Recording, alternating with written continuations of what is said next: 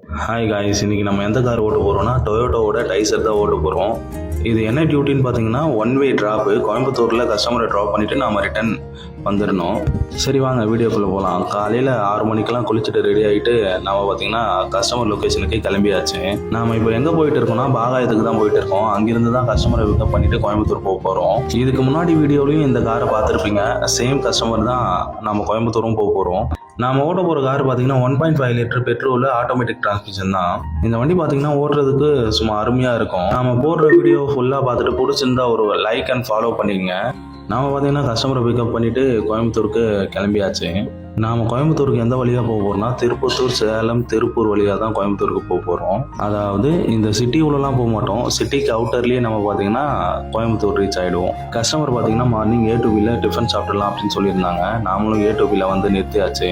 Morning tiffin லைட்டாக சாப்பிட்டுட்டு கோயம்புத்தூரை நோக்கி நம்ம பயணத்தை தொடங்கியாச்சு. கோயம்புத்தூர் போகிற வரைக்குமே பார்த்தீங்கன்னா ரோடு சூப்பராக இருந்தது. கஸ்டமர் பார்த்தீங்கன்னா போகிற வழியிலே பெட்ரோல் கம்மியாக இருக்குது, பெட்ரோல் போட்டுக்கலாம் அப்படின்னு சொல்லியிருந்தாங்க. பெட்ரோல் பார்த்தீங்கன்னா டேங்க் ஃபில் பண்ணிவிட்டு நாம் அகைன் கிளம்பியாச்சு. நீங்கள் யாராச்சும் வேலூர்லேருந்து கோயம்புத்தூர் போகிறீங்கன்னா இந்த ரூட் கண்டிப்பாக போங்க.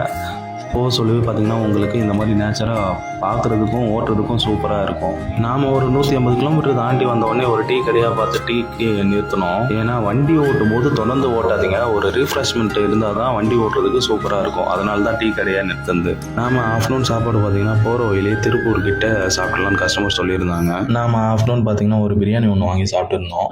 இந்த ஊர் சைட்லாம் கொஞ்சம் டேஸ்ட் டிஃப்ரெண்ட்டாக இருக்குது, ஆனால் நல்லா இருந்தது. ஒரு வழியாக பார்த்தீங்கன்னா நம்ம லாஸ்ட்டு டோல்கேட்டை ரீச் ஆகிட்டோம். அந்த டோல்கேட்டை தாண்டினா கோயம்புத்தூர் உள்ள போயிடலாம். நாம் பார்த்தீங்கன்னா கோயம்புத்தூர் ரீச் ஆகிட்டோம். நீங்கள் சைடில் பார்க்குற பாலம் தான் GT நாயுடு பாலம்னு சொல்லுவாங்க. நாம் பார்த்தீங்கன்னா பாலத்து மேலே ஏற மாட்டோம். ஏன்னா கஸ்டமரோட வீடு பார்த்தீங்கன்னா பாலத்துக்கு கீழே போயிட்டு ஒரு 100 மீட்டர்ஸில் லெஃப்ட் எடுத்தால் வீடு வந்துடுது.